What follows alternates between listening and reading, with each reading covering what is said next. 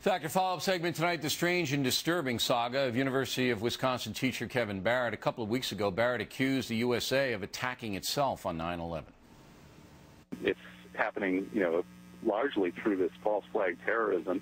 It looks to me like, not only 9/11, but also Madrid 7/7, the Bali hotel bombing, and probably most of these so-called Zarqawi-style bombings in Iraq are all false flag operations being carried out by, a special wing of probably U.S. or Western military intelligence.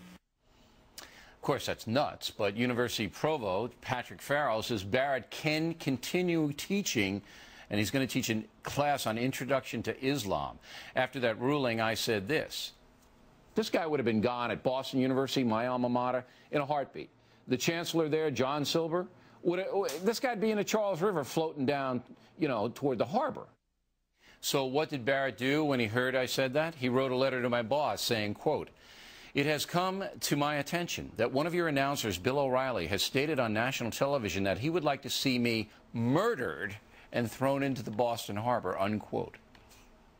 And this guy's teaching at the University of Wisconsin. Joining us now from Madison is State Representative Stephen Nass. This is a total collapse of standards at the university, an embarrassment for the state of Wisconsin. Is anything going to be done? Well, I am hopeful. 61 members of the legislature signed on a resolution I drafted asking for him to be dismissed. It really is about honesty in the classroom. It's about fact versus fiction, and it's about the administrative end of it, too, and the lack of decision-making that has gone about here. They are in a tailspin. The Board of Regents have been in a coma, and this just continues to go bad. Yeah, I mean, this guy is obviously, there's something the matter. I don't know what it is, but, when he writes that I wanted him murdered, and I mean, to be a teacher, you're supposed to be a fact-based academic. You're supposed to have a mastery over your subject. This man is delusional.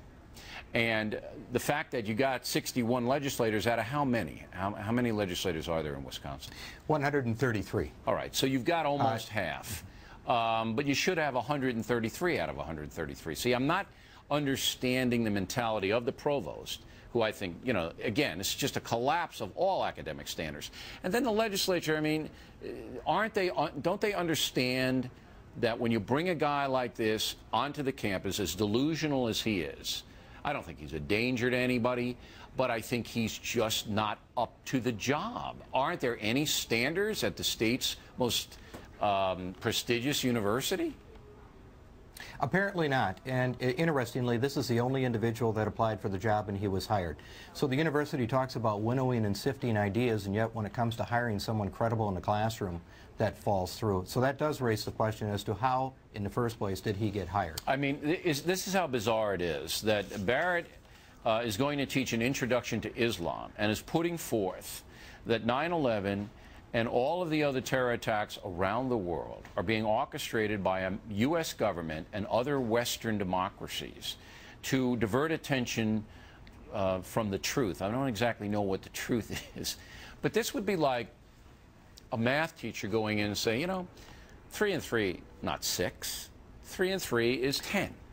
Don't there have to be any standards at all for instruction at the university? And why are half the legislators in Wisconsin sitting this out? I'm not getting it.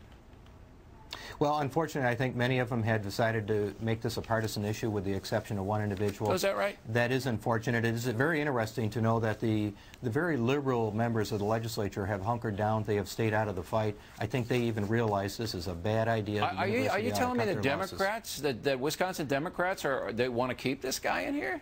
Is that right? Apparently so, by their lack of signatures on the resolution. Oh, was all Republicans, yes, even the governor, except for one? That is, one Democrat did not sign, or one Democrat has signed on, the remainder have not signed on. That's stunning. And the governor, Doyle, right, he's sitting it out, right? Yes, he initially was with me. Now he has put his tail between his legs, and even the Board of Regents, who thumbed their nose at him, he has run from that. Well, Doyle did the same thing when you had the sex molesters, the child molesters teaching there. He did the same thing, right? So Doyle, I mean, he's just... Many. All right, Mr. Nass, let us know what happens, and we'll continue to follow the story.